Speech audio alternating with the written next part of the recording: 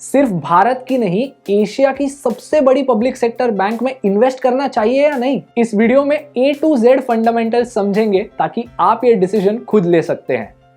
मैं आदित्य अयंगार आपका स्वागत करता हूं मास्टर द मार्केट में, एंजल वन की सीरीज जो यहां हर संडे मार्केट के सारे कॉम्प्लेक्स सवालों का सरल भाषा में जवाब देती है। लेकिन शुरुआत करने से पहले हमारे YouTube चैनल को सब्सक्राइब कर लें और बेल आइकन दबा लें ताकि आप ऐसे हाई वैल्यू वीडियोस मिस ना करें।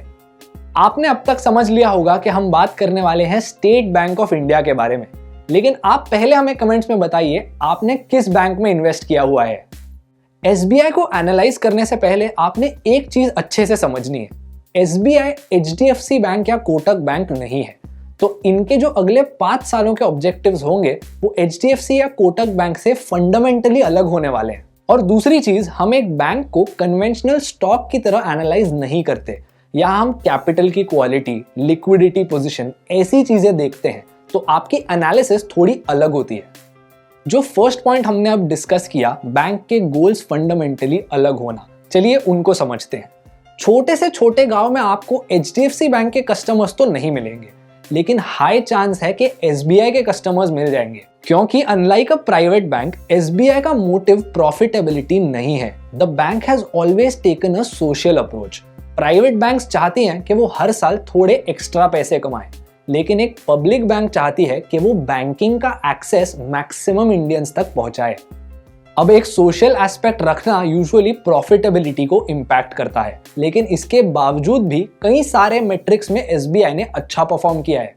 SBI के 2022 एनुअल रिपोर्ट के हिसाब से इनके होम लोन्स में 11.5% की ग्रोथ हुई, ऑटो लोन्स में 3.7% की और पर्सनल लोन्स में 24.39% की। इतना ही नहीं, बैंक की नेट इंटरेस्ट मार्जिन में भी 0.1% की इंप्रूवमेंट हुई। अब मैनेजमेंट के हिसाब से कंपनी का फोकस मेनली फाइनेंशियल टेक्नोलॉजी के एडॉप्शन पर है। इस चीज के लिए कंपनी ऑलरेडी काफी एफर्ट्स ले रही है। ये अपने डिजिटल इंफ्रास्ट्रक्चर को इंप्रूव कर रहे हैं, मार्केटिंग पे स्पेंड कर रहे हैं, एंड सबसे इंपॉर्टेंट बात यह है कि अपने कस्टमर्स को एजुकेट कर रहे हैं ताकि वो डिजिटली अपने बैंकिंग को एक्सेस कर सके। अगर हम योनो SBI ऐप की बात करें तो करंटली इनके 111 मिलियन डाउनलोड्स है, जिसमें 43% एक्टिव यूजर्स है। This is already a huge statistic for a public bank.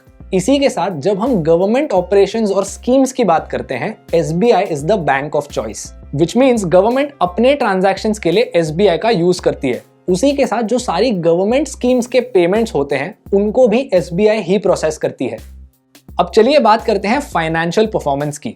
पिछले 10 सालों में SBI के रेवेन्यूज 9% के CAGR पर ग्रो हुए हैं। अब ये नंबर सिग्निफिकेंटली कम है जब हम इसको HDFC और कोटक बैंक जैसे प्राइवेट प्लेयर्स से कंपेयर करें। इनके केस में ये ग्रोथ रेट 21% का रहा है। अब ये क्यों है? मेनली बिकॉज हिस्टोरिकली हमारे देश में प्राइवेट बैंक्स ने एक ग्रोथ फर्स्ट अप्रोच लिया है। दैट मीन्स ये और भी ज्यादा प्रॉफिटेबल डिसीजंस के लिए लुकआउट पर रहते हैं। ये हमेशा अपने लोन्स देते समय रिस्क को एनालाइज करते हैं और सिर्फ ऐसी जगह पर लोन्स देते हैं जहां बैंक की प्रॉफिटेबिलिटी मैक्सिमम हो। लेकिन SBI के केस में रिस्क इतना स्ट्रेट फॉरवर्ड कॉन्वर्सेशन नहीं होता। यहाँ पर बैंक को कंसिडर करना पड़ता है कि उनके डिसीजंस का फायदा सिर्फ शेयर होल्डर को ही नहीं बल्कि सोसाइटी को भी मिले, और इसी की वजह से बैंक की एसेट क्वालिटी पर भी एक हिट पड़ता है। यही सेम चीज आपको उनके क्रेडिट रेटिंग में दिखेगी। ऑन एवरेज इंडिया में प्राइवेट बैंक्स जो है उनके क्रेडिट रेटिंग्स A के रेंज में होते हैं, जैसे AA या AAA, लेकिन SBI के केस में ये रेटिंग BBB है, which indicates slightly worse asset quality. और लोगों को पब्लिक बैंक में पैसे डिपॉजिट करने इनकरेज करना पड़ता है, और ये तब होता है जब पब्लिक बैंक में इंटरेस्ट रेट ज्यादा हो। इसी की वजह से SBI का जो फाइनेंसिंग कॉस्ट होता है वो भी बढ़ जाता है। अब चलिए बात करते हैं फाइनेंशियल हेल्थ की। SBI का कैपिटल एडेक्वेसी रेशियो 14% है, which is higher than the RBI mandate of 12%, लेकिन ये प्राइवेट बैंक से कंपेयर किया तो सिग्निफिकेंटली कम है।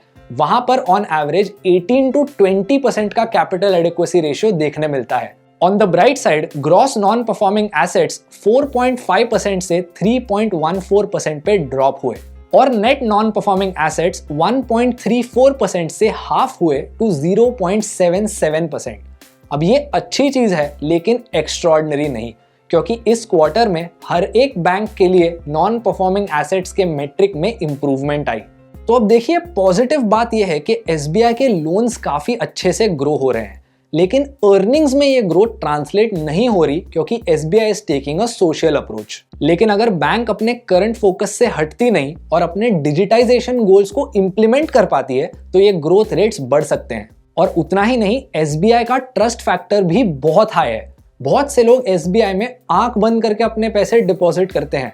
तो अगर आप इंडियन बैंकिंग सेक्टर पर बुलिश हो, SBI might be a great candidate in the long term. लेकिन अगर आप ग्रोथ और प्रॉफिटेबिलिटी जैसे एस्पेक्ट्स को प्रायोरिटी देते हो तो it might be a good idea to look at the private players.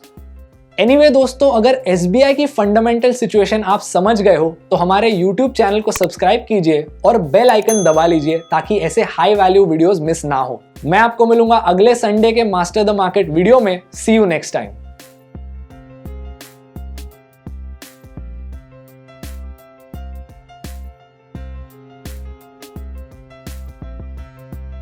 Investments in securities market are subject to market risks. Read all the related documents carefully before investing.